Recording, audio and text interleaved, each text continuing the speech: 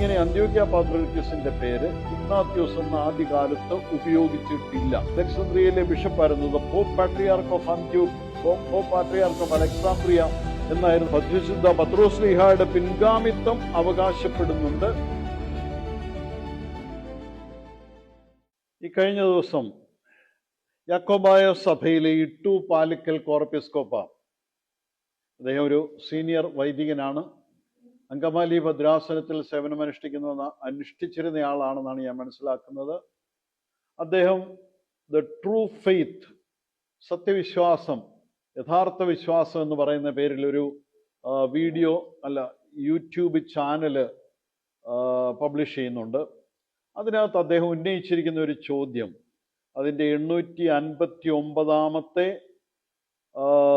YouTube സംപ്രേഷണമാണെന്നാണ് ഞാൻ മനസ്സിലാക്കുന്നത്. ഇട്ടു പാലിക്കൽ കോർപ്പിസ്കോപ്പ അദ്ദേഹം ഒരു കാര്യം ചോദിച്ചിരിക്കുന്നത്, ഇന്ത്യൻ ഓർത്തഡോക്സ് സഭയുടെ കാതോലിക്കായുടെ പേരിനോടൊപ്പം മാർത്തോമ എന്ന പേര് ചേർക്കുന്നതിനെ പറ്റി. അത് ശരിയല്ല. മാർത്തോമ എന്ന പേര് മാർത്തോമാ ശ്ലീഹായുടെ പേരാണെന്നും അത് കാതോലിക്കായുടെ പേരിനോട് ചേർത്ത് ഉപയോഗിക്കുന്നത് ഔചിത്യമല്ല എന്നുള്ള രീതിയിലാണ് അദ്ദേഹം ആ വീഡിയോ പ്രസിദ്ധീകരിച്ചിരിക്കുന്നത്.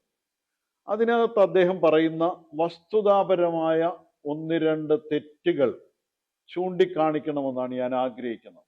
2 കാര്യങ്ങളുണ്ട് അതിനെക്കുറിച്ച്. ഒന്നാമത്, അദ്ദേഹം അതിനകത്ത് കാതോലിക്കാമാരുടെ പേര് ബസേലിയോസ് എന്ന് പറയുന്നു, പാത്രിയർക്കീസന്മാരുടെ പേര് ഇഗ്നാത്യോസ് എന്ന് പറയുന്നു.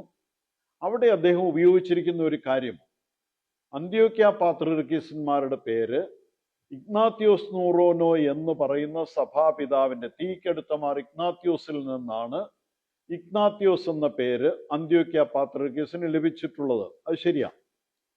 പരിശുദ്ധ അന്ത്യോക്യ പാത്രിയർക്കീസ് ബാവ ഇഗ്നാത്യോസ് എന്നുള്ള പേര് സ്വീകരിച്ചിരിക്കുന്നത് 2-ാം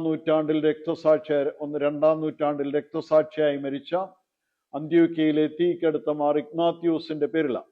അദ്ദേഹം അന്ത്യോക്യ പാത്രിയർക്കീസന്മാരുടെ ലിസ്റ്റ് അനുസരിച്ച് പരിശുദ്ധ പത്രോസ്ലീഹ, യൂഡിയോസ്, അത് കഴിഞ്ഞ് യൂദിയോസ്, EVODIUS, യൂദിയോസ് 67 മുതൽ 68 വരെ പാത്രിയർക്കീസ് ആയിരുന്നു. പത്രോസ്ലീഹായുടെ പേര് പരിശുദ്ധ പത്രോസ്ലീഹ 1-ാമത്തെ പാത്രിയർക്കീസായിട്ട് AD 37 മുതൽ 67 വരെ അദ്ദേഹത്തെ കുറിച്ച് പറയുന്നു. അത് കഴിഞ്ഞ് യൂഡിയോസ്, അത് കഴിഞ്ഞ് ഇഗ്നാത്യോസ് നൂറോനോ, അദ്ദേഹം 68 മുതൽ 107 വരെ അന്ത്യോക്യ പാത്രിയർക്കീസ് ആയിരുന്നു.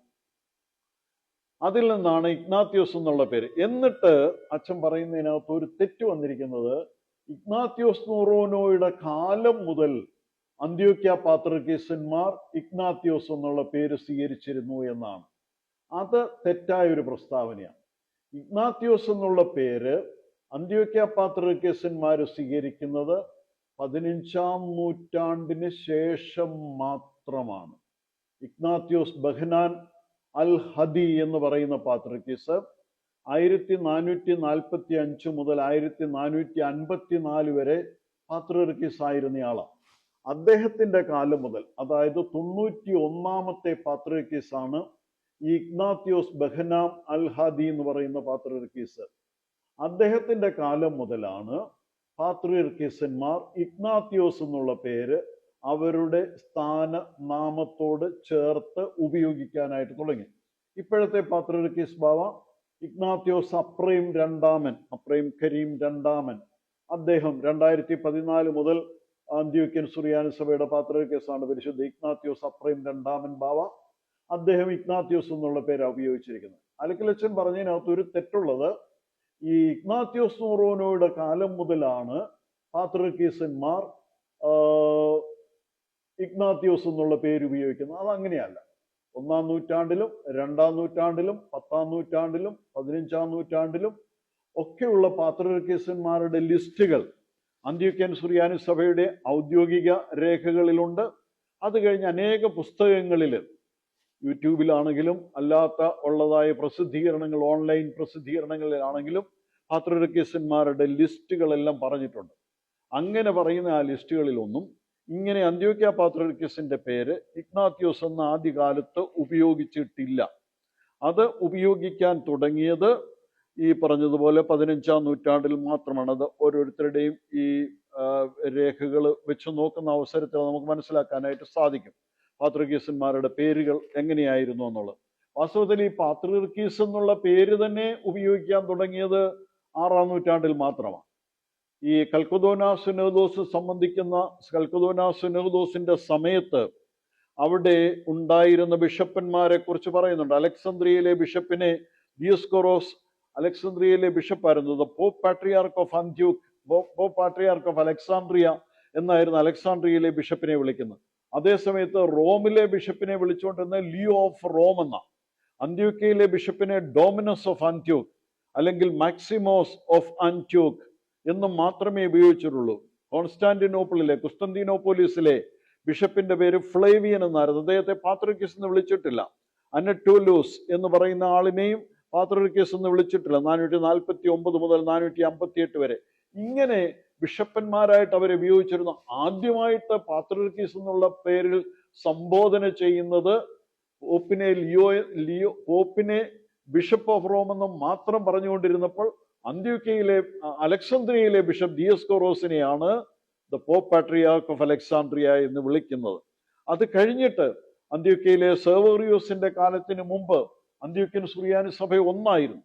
ഇപ്പോൾ അന്ത്യോക്യൻ സുറിയാനി സഭയിൽ തന്നെ ഇഗ്നാത്യോസ് എന്ന പേരുകാരായ 2 പാത്രിയർക്കീസന്മാരുണ്ട്. വാസ്തവത്തിൽ അന്ത്യോക്യൻ സുറിയാനി സഭയില് ഇപ്പൊ അന്ത്യോക്യൻ സുറിയാനി സഭയല്ല, പരിശുദ്ധ പത്രോസ്ലീഹായുടെ പിൻഗാമിത്വം അവകാശപ്പെടുന്ന 5 പാത്രിയർക്കീസന്മാരുണ്ട്. ഒന്ന് ഗ്രീക്ക് ഓർത്തഡോക്സ് സഭയുടെ പാത്രിയർക്കീസ് ജോൺ 10-ാമൻ, യുഹാനോൻ 10-ാമൻ. 2012 മുതൽ അദ്ദേഹം പാത്രിയർക്കീസാണ്. അത് കഴിഞ്ഞ് മാറോനൈറ്റ് കാതോലിക്ക സഭയുടെ പാത്രിയർക്കീസ് ഉണ്ട്. അദ്ദേഹം ബെക്കാറ പീറ്റർ അൽ റാഹി എന്നാണ് അറിയപ്പെടുന്നത്.